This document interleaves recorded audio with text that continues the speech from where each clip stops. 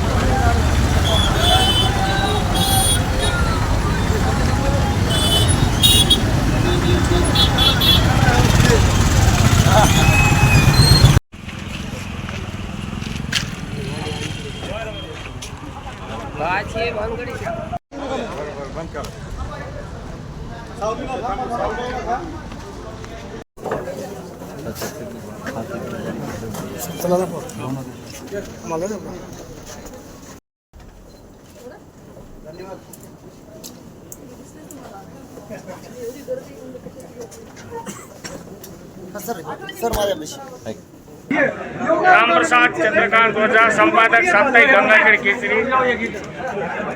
हा मोर्चा कशासाठी आहे? पत्रकारांच्या विविध मागण्यासाठी। त्याच्यातले मुख्य हे मोठ्या वर्तमानपत्राच्या श्रेणीमध्ये छोट्या वर्तमानपत्रांना सुद्धा जाहिराती मिळाव्यात हा प्रमुख मुद्दा आहे। जाहिरातीचे दर वाढवून द्यावे, लागलेला GST दर रद्द करावा, अशा विविध मागण्यासाठी आज आम्ही जिल्हाधिकारी कार्यालय परभणी येथे धरणे आंदोलन स्वरूपात निवेदन देण्यासाठी आम्ही प्रतिनिधी मंडळ केलेलं आहे।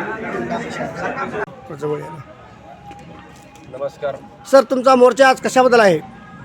व्हॉइस ऑफ मीडिया ही एक आंतरराष्ट्रीय आणि पूर्ण जागतिक मोठी संघटना असून या संघटनेचे संस्थापक अध्यक्ष आदरणीय संदीप काळे सर हे पत्रकारांच्या विविध मागण्यासाठी अनेक वर्षापासून लढा देत आहेत। आज पाहिलं गेलं तर संपूर्ण महाराष्ट्रभर किंवा देशभरामध्ये पत्रकारावर अनेक वेळा प्राणघातक हल्ले झालेले आहेत। आज आपल्या महाराष्ट्र राज्यामध्ये 2019 हा पत्रकार संरक्षण कायदा लागू केलेला आहे आणि देशामध्ये सर्वप्रथम राज्य लागू करणारा कायदा म्हणजे हा महाराष्ट्र राज्य आहे। पण आज पाहिल्या गेलं तर त्या कायद्याची अंमलबजावणी कुठंच होताना दिसत नाही, ही मोठी शोकांतिका आहे। पण आज पत्रकारांना, जो पत्रकार सामान्य नागरिकांना, जनतेला न्याय देतो व जनतेच्या प्रश्नाला वाचा फोडतो, आज त्याच पत्रकारावर एक आंदोलन करायची एक वेळ आली। आज आम्ही गंगाखेड येथून सर्व व्हॉइस ऑफ मीडियाचे पदाधिकारी सदस्य आज आम्ही परभणी येथे जिल्हाधिकारी कार्यालय यांना धरणे आंदोलन करून विविध मागण्यांचं आम्ही निवेदन सादर करण्यासाठी परभणी येथे जात आहोत। पण दुःख हे वाटतं की आज एक पत्रकार, आम्ही जे की जगाला किंवा एक नागरिकांना, सामान्य माणसाला, प्रशासनाला आम्ही दिशा देणारे माणसं, पण आज आम्हाला एक आंदोलन करण्याची वेळ येत आहे।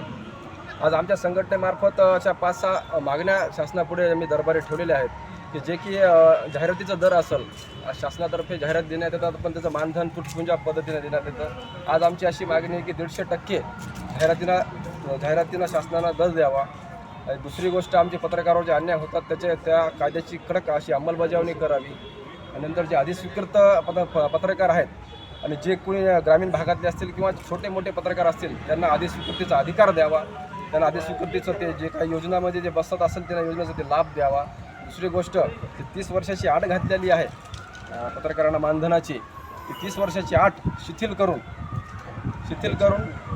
20 वर्ष किंवा 15 वर्षापर्यंत त्यांनी अशी आमची अट आहे की त्यांनी अशी वयोमर्यादेची अट कमी करावी आणि सर्व पत्रकारांना एक सामान्य हक्क आणि अधिकार त्यांना द्यावा। धन्यवाद सर।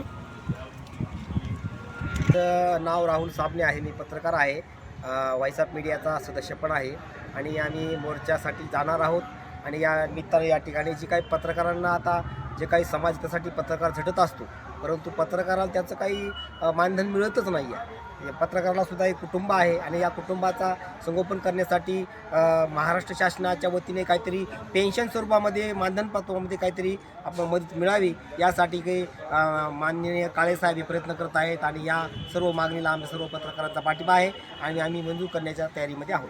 नमस्कार, मी Gangadhar Kamble, voice of media Gangakhed शाखेचा सभासद असून आज दिनांक 7/4/2026 रोजी परभणी येथे होत आहे. संपूर्ण टीम जात आहे, त्यामध्ये मी सुद्धा सहभागी आहे.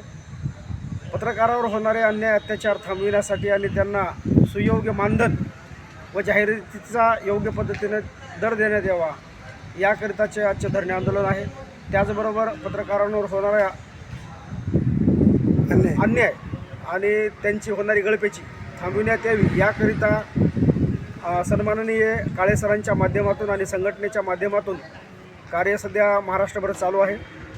आज संपूर्ण महाराष्ट्रामध्ये एक दिवसीय धरणे आंदोलन चालू आहेत. याचाच एक भाग म्हणून परभणी जिल्हा कलेक्टर साहेबांच्या माध्यमातून हे निवेदन सादर होणार आहे. याकरिता गंगाखेडची टीम व्हॉइस ऑफ मीडियाची जाणार आहे आणि आम्ही सर्व सहभागी आहोत. आजच्या ठळक घडामोडी संपल्या. पुन्हा भेटूयात पुढील बातमीपत्रात. तोपर्यंत नमस्कार.